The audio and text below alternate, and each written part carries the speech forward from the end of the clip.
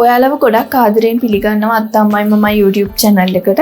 ඉතින් මම අද කියලා දෙන්න හිතුවා ඔයාලට උදේට ලේසියෙන්ම හදාගන්න පුළුවන් ගොඩක් රස කෑමක්. ඉතින් අපි බලමු මේක හදාගන්න මොනවද අවශ්‍ය වෙන්නේ කියලා. ඉතින් මම මෙතන අරගෙන තිනවා රුලන් කෝප්පයක්. මෙතන තියෙන පාන් පිටි කෝප්පයක්. ඊස්ට් තේ හැඳි එකහමාරක් තියෙනවා. මද රස් නිවුණු වතුර ටිකක් තියෙනවා. ලුණු තේ හැඳි භාගයක් තියෙනවා. සීනි තේ හැන්දක් තියෙනවා. ඉතින් මේ ටික තමයි අවශ්‍ය වෙන්නේ. අපි බලමු දැන් මේක හදාගන්නේ කොහොමද කියලා. මුලින්ම ඊස්ට් තේ හැඳි එකහමාරට මද රස්නේ වතුර ටිකක් මේ විදිහට එකතු කරනවා. ඒ වගේම සීනි තේ හැන්දක් එකතු කරගන්නවා. එකතු කරලා අපි මේක හොඳට කලවම් කරගන්න ඕන. ඉතින් මේක දැන් අපි විනාඩි 5ක් විතර මේ විදිහටම තියලා තියමු පිපෙන්න. දැන් බ්ලෙන්ඩර් කප් එක අරගෙන ඒකට රුලන් කෝප්පේ පාන් පිටි ටිකයි මේ විදිහට එකතු කරගන්නවා. වතුර ටික එකතු කරලා අපි මේක ටිකක් අනාගමු. නැත්තම් මේක බ්ලෙන්ඩ් වෙන්නේ නැහැනේ. ඒ නිසා සාමාන්‍යයෙන් වතුර මිලිලීටර් 100ක් විතර මම එකතු කරගන්නවා. දැන් අපි මේක හොඳට බ්ලෙන්ඩ් කරගන්න ඕනේ. දැන් මේ බ්ලෙන්ඩ් කරගත්ත මිශ්‍රණේ මම මේ විදිහට බෝල් එකකට එකතු කරගන්නවා.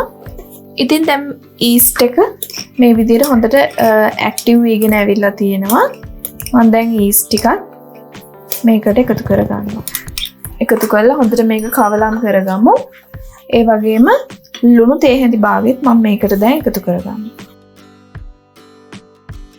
දැන් මේක අපි හොඳට මිශ්‍ර කරගමු. දැන් මේක පැය භාගයක් විතර මම වහලා තියෙනවා හොඳට පිපෙන්න.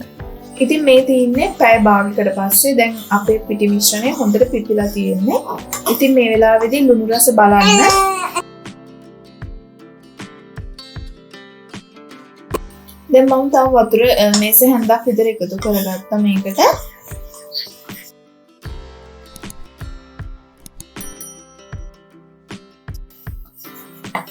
දැන් අපි මේකෙන් තෝසි ටික හදාගමු.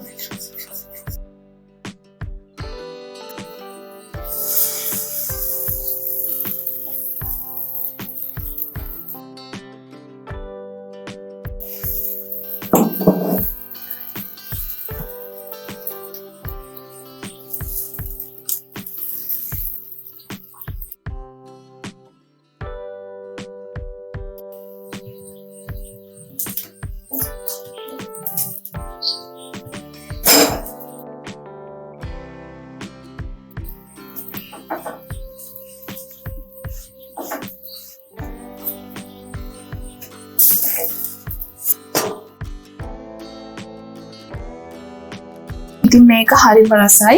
පුදුම රසක් තියෙන්නේ. අය කෑමට ගොඩක් හොඳයි මේක. ඒ වගේම උදේ කෑමටත් හොඳයි.